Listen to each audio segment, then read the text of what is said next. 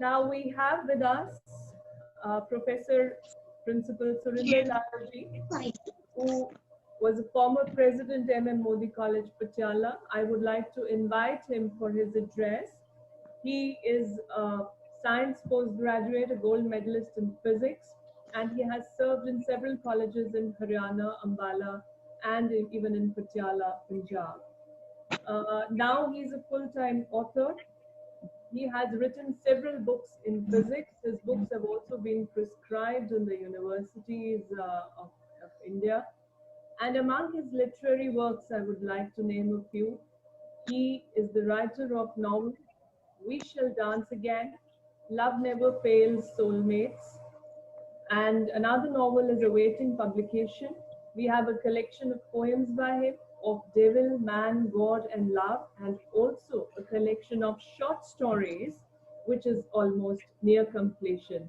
He is the recipient of several honors like Rashtriya Gaurav Award, Distinguished Author Award, Best Personality of India Award, Jewel of India Award, and so on and so forth. I welcome you, sir, Surindra Lalji, who has been generous enough to have given so much time for this conference. I welcome you, sir, and I invite you for a brief address with your ideas. Thank you very much, madam. I am really lucky. I am audible, please. Am I audible? Yes, sir. Perfectly fine. I am extremely lucky to be a part of this August gathering.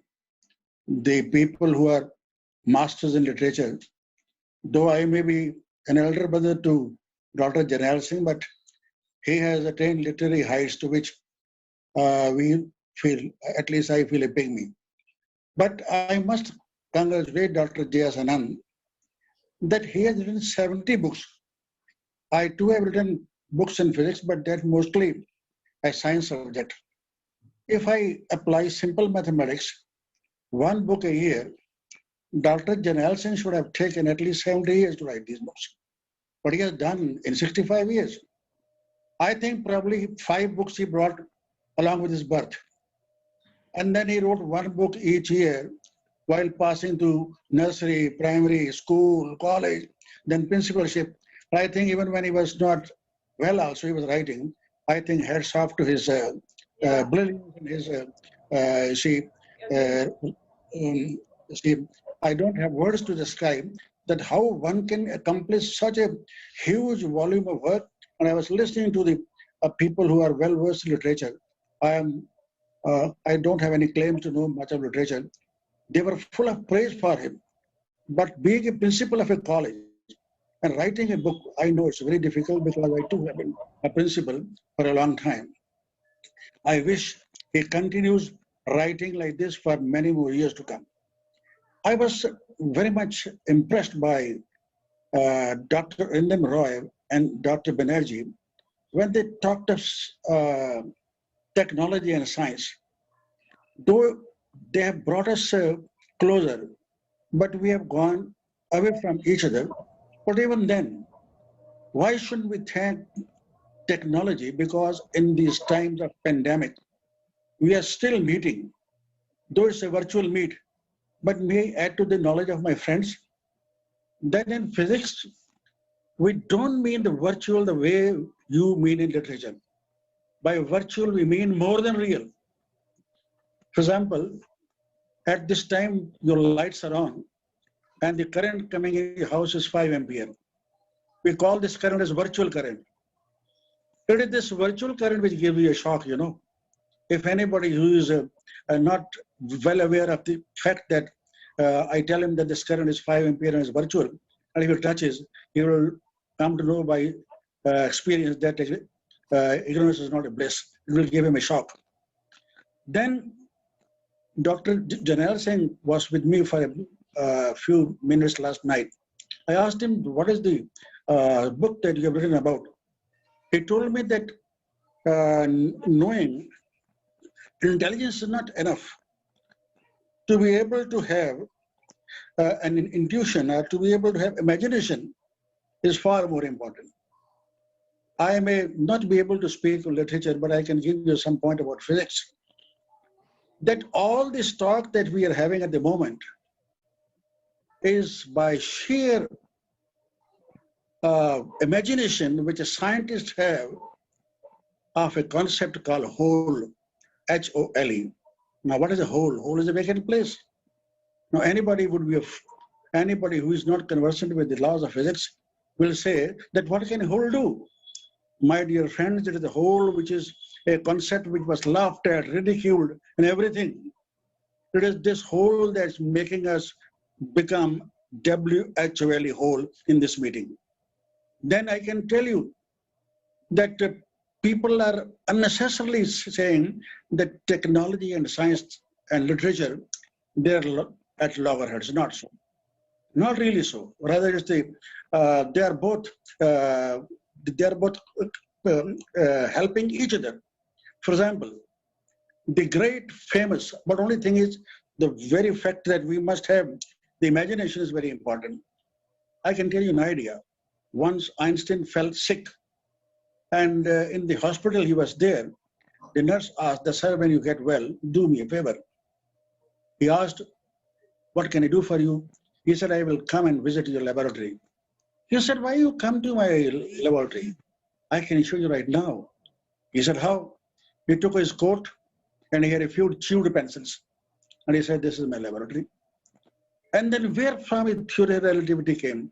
He was playing on violin with a bow and the string, all the strings, they just vibrated. And he was in a boat. From there, he thought of the relativity. And now I tell you that relativity ultimately culminated into the manufacture of the atom bomb. When Eisenhower, the president of the US, the bomb ultimately exploded on Hiroshima and Nagasaki. Einstein said with relativity. But I tell you, the knife which can cut can kill also. That's what happens with technology. Many more things, intuition, imagination is far more important than any other thing. Intellect is almost dwarf. Intellect is nothing if you have no imagination. For example, there's a scientist in our chemistry, he's known as Kekulé. He was going in a bus, in a London bus, and he saw a snake putting his tail in his mouth. From there, he gave such a revolutionary idea that I may add, many of us may be knowing a bit of science. We people can't see, and all of us say, we can't see atoms. But my dear, we have seen atoms within the atom, the proton within the atom, the electron, we have seen everything. So I in fact want to say that intuition and imagination, they're very, very important. But I tell you, imagination has no extent. It must go beyond infinity. But infinity can be achieved only by a person of the caliber of Ramanujan. Ramanujan, what if you ever have a time, please read his biography. Ramanujan say that I have done nothing. Devi would come to my dream, his hands would move on screen, I would note what she writes, and when I get up in the morning, I will form an equation. And we add for my friends a very important thing, that whatever Ramanujan did with his 4 notebooks, one line and then the second line, to come from one line to the second line, people spend 5 to 10 years. And if they succeed in interpreting that how do we attain second line for the first, they get a PhD. Then many more scientists. Sometimes imagination has to be done in a very, strange manner also. For example, nobody knew what gravity is till an apple fell on Newton's head and it started triggering his imagination, and he embarked upon the idea of such a beautiful thing called gravity, without which nothing would have been possible. So I only mean to say that if you can't imagine, if we can't know what lies beyond this, and we keep on doing things, possibly a very good idea may turn out to be something which is, for example, now you see this media and all that. It's meant for the way we are doing, the way we are meeting. We are trying to make this pandemic time a really enjoyable time, but it has been being misused also. So, well, this is in our hands, what we can do and what we cannot, but we cannot, you see, abuse, or we cannot curse technology. I only want, there are many more things I can say about this time. For example, uh, uh, if you ever have heard about scientist Stephen Hawking, he is the man who says, I don't believe in something like that, God and all that. He says everything in life happens by accident. The reason is that man was completely paralyzed. He could move his eyes and he has been able to do things which a person with a normal, superhuman intelligence cannot do. Times to come, people will say that he may be the biggest ever scientist born on earth, may even surpass Newton. So I just don't take much of your time.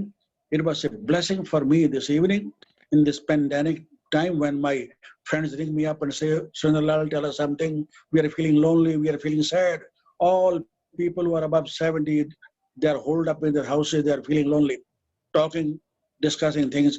And I was really very much happy to have listened to Madam Banerjee, the way she spoke about Satyam, Shivam, Sundram and all that. And this is what we physics people believe in also. For example, Dr. Jas Kohli might also be sitting here.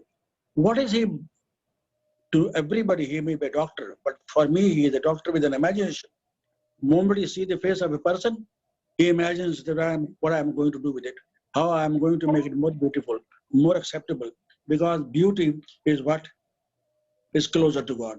So I ultimately, at the end, thank Dr. Janel Singh and wish him good health, and may he continue uh, uh, hosting such events, maybe one in Brenda last year and one this year now.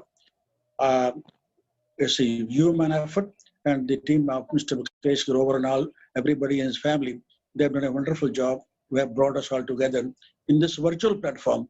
And I may tell you, this virtual platform is more than real, in the sense that anybody can go out, anybody can talk with his children, with his wife, and then come back. Had we been in a hall, we would have to be excused. So this virtual world is much more real as a 5 ampere current, which gives more shock. So this has given us more player than what it has given us when we were in Britannia. So thank you very much, Dr. Janel Singh, and may God bless you. Many more years of production. May you keep on writing, may your pen flourish, and may your pen keep alive the way he said in the Tribune. Let your pen keep on moving. Let it write more and more verses. Thank you very much. And thank you to your team also. I can see your daughter-in-law, your Dr. Grover. So all of them are a family. So I did a beautiful dance also. So love to all of them. And may you be all forever blessed. Thank you very much. Thank you, sir. Thank you for that unique perspective of yours on the connectivity of science, technology, literature, and creation, and the kind of concept you've taken us to, intuition and imagination beyond infinity. This is no doubt a novel idea that has creeped into our conference and which is much, much welcome. Thank you for being there. Thank you for sharing those ideas with us. We are so delighted. Thank you very much, Madam Praneeth. You are hosting very well, and your job is too tough. Being a host and keeping everybody connected, and that too virtually, is a great job, and your my blessing to you.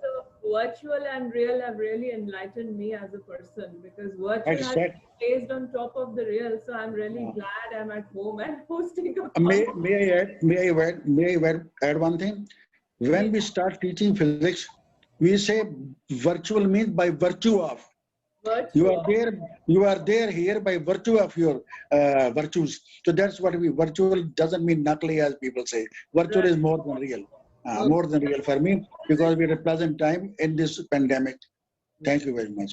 Thank you, sir. And I treat this concept of virtual and real as a jewel in this conference, because I was also feeling a little, restricted and restrained as to virtual doesn't seem so enthusiastic and so exciting. Now I am. Thank you for being there.